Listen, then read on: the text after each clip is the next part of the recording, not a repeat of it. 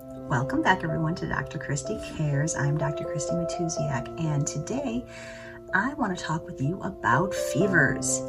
So hey, it's flu season, right? I can't remember if I've ever gotten on my soapbox about flu season before. If I haven't, I'll do it really quickly just for a brief second. There's no such thing as flu season. The reason we get sick more often this time of year is because we have no sunlight, it's cooler, we've had a ton of sugar and a ton of junk throughout the holidays, and our immune systems are tired. It doesn't mean that the bugs are around any more than any other time of year. It just means our bodies are more susceptible to it. So that said, keep your immune systems high, and we're going to talk about how you can do that.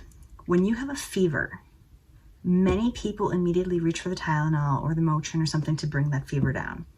I want to tell you, and I want to encourage you to think about this in a slightly different way. Fevers are a good thing. They are the responsible party in your body. The ability for your body to raise its temperature is essentially cooking that virus or bacteria. You bring that temperature back down, you're allowing it to live a little bit longer in your body, which you really don't want. I've seen this time and time again when someone takes a fever-reducing medication when they really don't need to. I'm talking about lower fevers like under 103. Yes, 103 and below. Even up to 104, some cases can really be considered tolerable fevers. Over 104, then you can medicate, and there's some other things that might be going on as far as those things are concerned.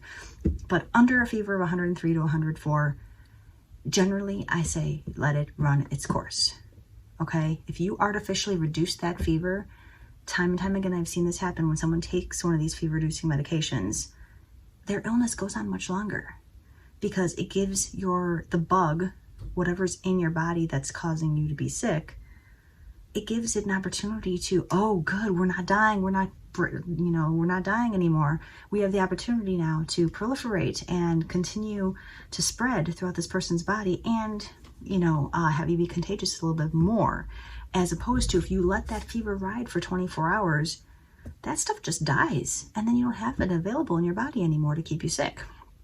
So I understand the desire to want to be comfortable. That's frequently what drives us to take these medications and to take other things that are just going to make us feel better. But just because we feel better doesn't mean that we are better.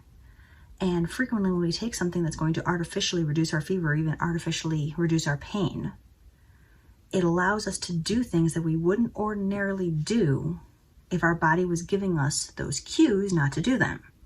So fever, body aches, chills, sore throat, all these things that we get when we're sick, they're our body's way of communicating with us saying, chill out, relax, go to sleep, take care of yourself. And if we medicate those symptoms away and we start to do those things anyway, it's going to take our body a lot longer to recover from that illness.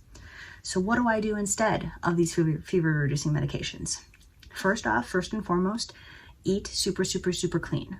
If you have an appetite at all. If you don't, fasting during this time is completely okay, as long as you're making sure to continue drinking lots of water. Number 2 is if you are going to be eating anything, please avoid sugar and dairy. Those things are very mucus producing and inflammatory, so they can make your illness last longer.